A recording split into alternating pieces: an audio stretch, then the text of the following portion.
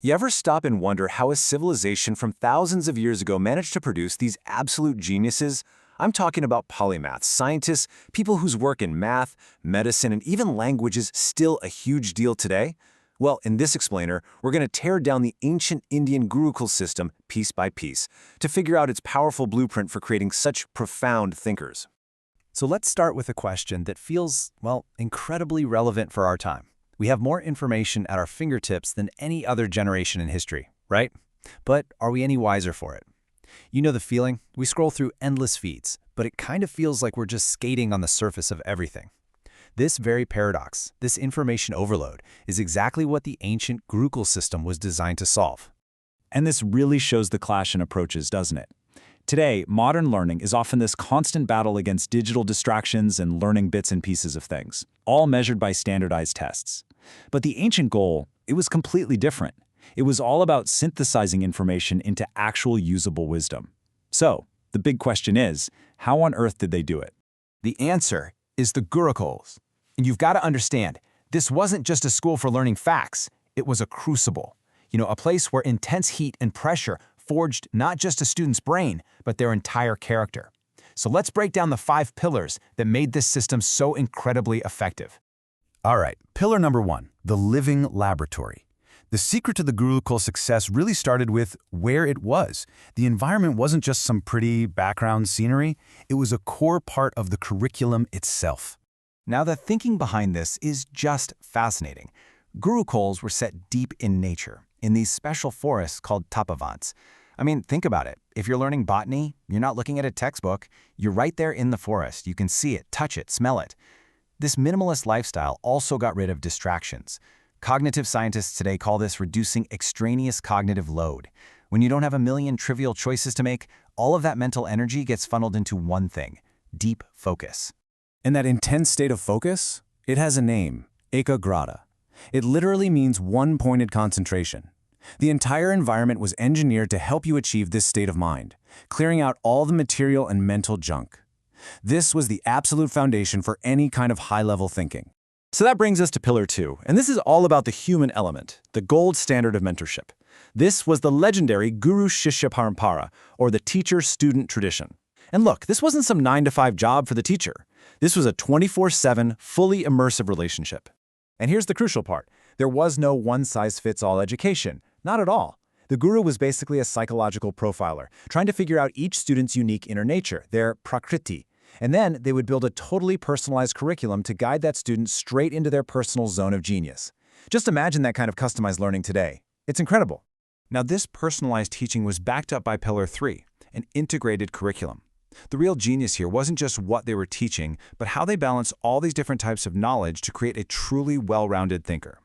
The curriculum was basically split into 2 streams. On one hand, you had aparavidya, that's all the material stuff, like science, math, medicine. But on the other hand, you had paravidya, the higher knowledge, like philosophy and ethics. The system made sure that a scientist was also a philosopher because they understood something really important. Logic without a moral compass is a dangerous thing. And just look at this slide to get a sense of how wide-ranging this was. Students often learned the 64 kalas, or arts and sciences. This was a curriculum for a polymath. You're learning engineering and music, metallurgy and martial arts. This approach develops what you might call a networked way of thinking, training your brain to spot patterns across totally different fields. Okay, so you've got the perfect environment. You've got this amazing mentorship, and you've got this incredible curriculum. But how did the students actually process all this information? That's where Pillar 4 comes in, the cognitive framework they use to test and validate knowledge. They had this powerful 3-step process. First, Shruti, you listen, you receive the knowledge. Second, Yukti, you use your own logic and reason to debate it, to really stress test it, even with your guru. See, this wasn't about blind faith. And third, Anubhava, you actually test the knowledge through your own direct experience. It's the show me step.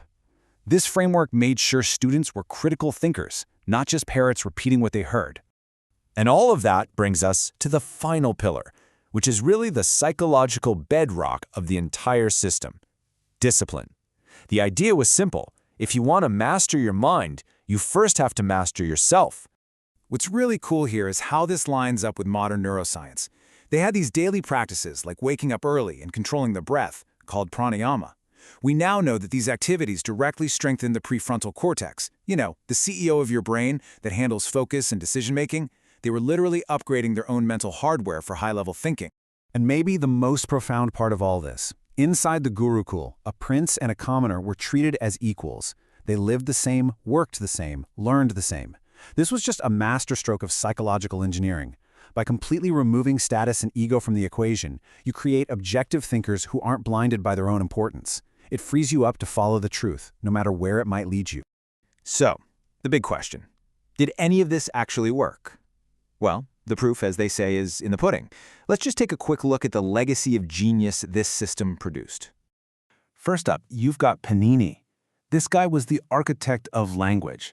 He laid out almost 4,000 rules for the Sanskrit language that were so logically perfect, they actually formed the basis for modern computer programming languages.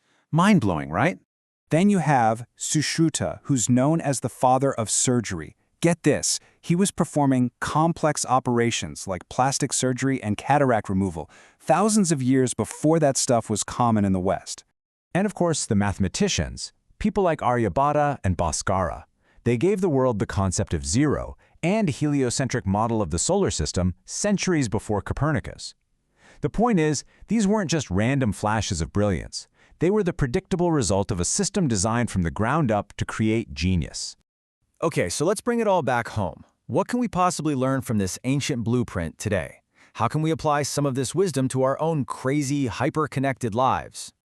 The real question for all of us is how can we build our own Gurukul mindset? You know, it's about finding ways to build that deep focus, to seek out real mentorship, to connect different fields of knowledge, and, most importantly, to actually apply what we learn out there in the real world. And that really gets to the heart of it. The Gurukul system worked because it prioritized the process of thinking, not just the product of getting good grades.